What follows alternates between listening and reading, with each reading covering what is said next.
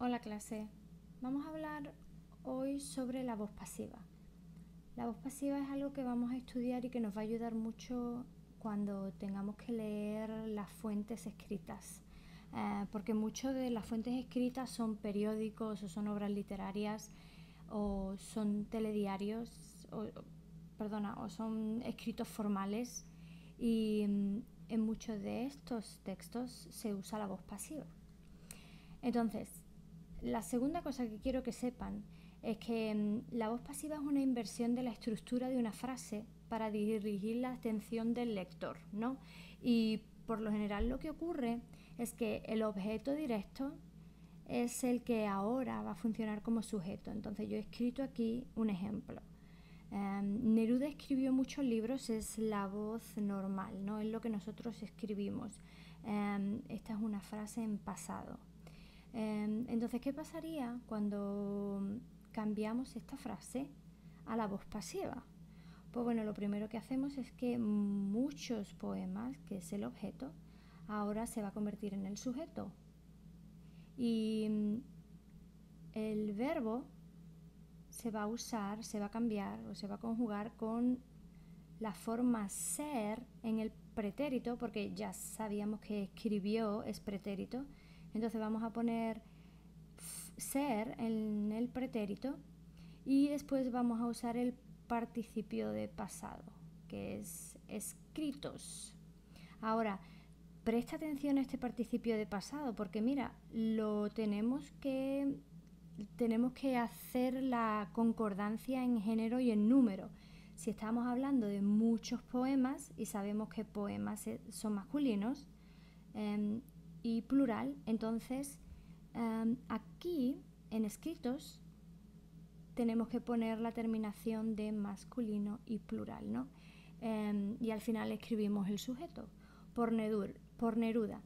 Pero ¿cuál es la función y por qué usamos la voz pasiva? Bueno, la voz pasiva lo que ocurre es que va a poner más énfasis a los poemas, ¿no? No es importante Neruda, sino es importante que escribió muchos poemas, ¿no? O que es importante que los poemas fueron escritos por Neruda. Ok, vamos a seguir aquí. Os voy a enseñar otra cosa. Ok, entonces vamos a hablar un poquito de cómo usamos la voz pasiva, porque vais a encontraros que la voz pasiva está en presente, en pretérito, en futuro, o que también se puede presentar en un texto, en una fuente, en presente del subjuntivo. Entonces, vamos a volver a coger la frase de la última página, de la primera página, que es fueron escritos, ¿no? Imagínate que la frase va a ser Neruda escribe muchos poemas, ¿no? Voy a poner aquí simplemente escribe. Imagínate que encontramos esta frase en una fuente escrita. Para pasarla a la voz pasiva necesitaríamos el verbo ser en presente, son.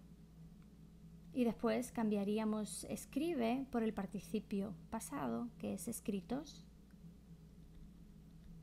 Y así es como formaríamos el presente en la voz pasiva.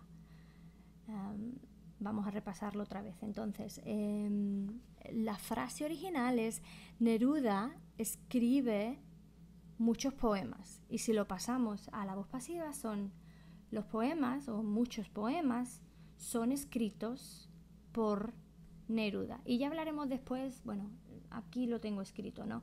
Que para introducir a la persona que hace la acción usaríamos por. Tenemos que tener mucho cuidado con esto, porque ya sabemos que muchos de nosotros confundimos por y también con para, ¿no? Pero no vamos a usar para en la voz pasiva, es por, siempre por. Vamos a seguir otra vez. Entonces tenemos el pretérito y el pretérito es el ejemplo que hemos visto anteriormente, ¿no? Aquí está el pretérito, escribió y lo hemos cambiado a fueron escritos. Entonces no voy a volver a repetir eso. Pero en el futuro, imagínate que estamos hablando del futuro y queremos decir Neruda escribirá muchos poemas el año que viene, ¿no? Entonces, si nos lo encontráramos en una fuente escrita, tendríamos que conjugar ser en el futuro, ¿no? Serán. Y después otra vez volvemos al participio de escribir, que es escritos. Y así la frase en voz pasiva es muchos poemas serán, serán escritos por Neruda el año que viene, por ejemplo. Ok, y ahora vamos a seguir con el presente del subjuntivo. Vamos a usar esta frase. Es importante que Neruda escriba muchos poemas, ¿no? Entonces lo que vamos a hacer aquí es coger el verbo ser y lo vamos a cambiar al subjuntivo, presente del subjuntivo, sean, y después seguimos otra vez con el mismo participio de pasado, ¿no? Escritos. Así que una frase con la voz pasiva es: era importante que muchos poemas, es importante que muchos poemas sean escritos por Neruda. ¿Ok? Vamos a seguir ahora con el siguiente punto importante, ¿no? Estamos hablando ahora de... A ver qué tengo aquí. Muy bien. Nos vamos a enfocar entonces en lo que más nos interesa, ¿no? Que es cuando vamos a ver nosotros la voz pasiva, y va a ser en las fuentes escritas. Y tengo que recordaros o tengo que enseñaros que hay una gran variedad. Se usa la voz pasiva de forma muy distinta y dependiendo de la función. Entonces, una cosa que quiero explicaros es que muchas veces no se usa ser, se omite ser. Por ejemplo, cuando encuentras la voz pasiva en muchos periódicos, sobre todo en titulares, ¿no? Si hay un titular de prensa, y recuerda que los titulares de prensa, la función es atraer al lector de forma muy rápida, ¿no? Enseñarles de qué va a ir la noticia en pocas palabras. Entonces lo que ocurre es que se va a omitir ser y lo único que vamos a encontrar es el participio de pasado. Y aquí tengo dos ejemplos, ¿no? Imagínate que abres el periódico y puedes ver: niño de 8 años rescatado de incendio. Entonces, ¿por qué van a quitar fue rescatado del incendio? Porque así la noticia se escribe con menos palabras. Y también para poner el énfasis en rescatado. Esto es lo más importante de la noticia. Lo que quieren enseñarnos o lo que nos quieren contar es que han rescatado al chico, ¿no? Poniendo el énfasis solo en la palabra rescatado. Y lo mismo ocurre en este ejemplo. En el ejemplo aquí que pone: pequeño pueblo de Santa Fe visitado por el Papa. Y sabemos que la voz pasiva en la voz pasiva se debería de escribir fue visitado, pero como es un titular de periódico y lo que quieren es contarte la historia, cuanto más rápido mejor, pues van a omitir ese C. Entonces eso es importante. ¿Y qué es lo último que les quería? A ver, ¿qué es lo que yo quiero enseñaros? La última cosa que queremos... Muy bien. También tenemos otra forma de ver esta voz pasiva, y es que a veces, cuando el sujeto de la acción no es importante ni siquiera se conoce, podemos hacer la voz pasiva simplemente con el verbo en presente, ¿ok?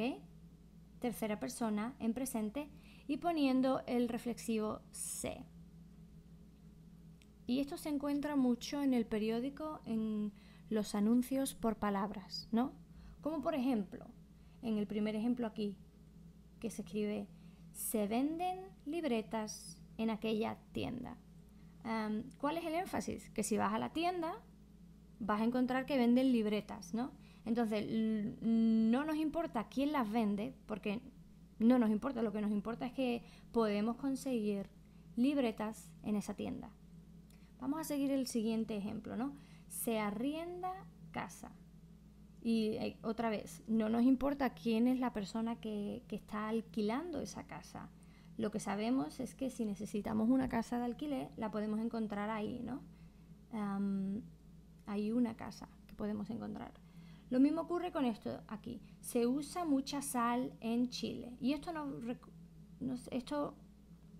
este es un buen ejemplo porque ya hablamos de esto hace una semana, ¿no? Cuando estábamos hablando sobre la salud y qué es lo que los gobiernos hacían para mejorar la salud del país, ¿no? De los ciudadanos. Y aquí tenemos un ejemplo perfecto. Se usa mucha sal en Chile. No sabemos quién usa sal específicamente, pero sabemos que mucha gente usa sal y eso es algo malo para la salud, ¿no?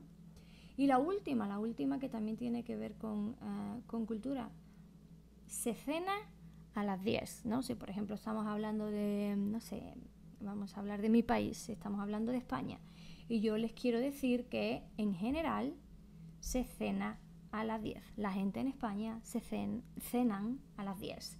Entonces usaríamos esta voz pasiva. Ok, pues por favor, si tienen alguna pregunta, traigan la clase y no se olviden de traer estos apuntes porque mañana vamos a trabajar en esto, ¿vale? Ok, hasta luego.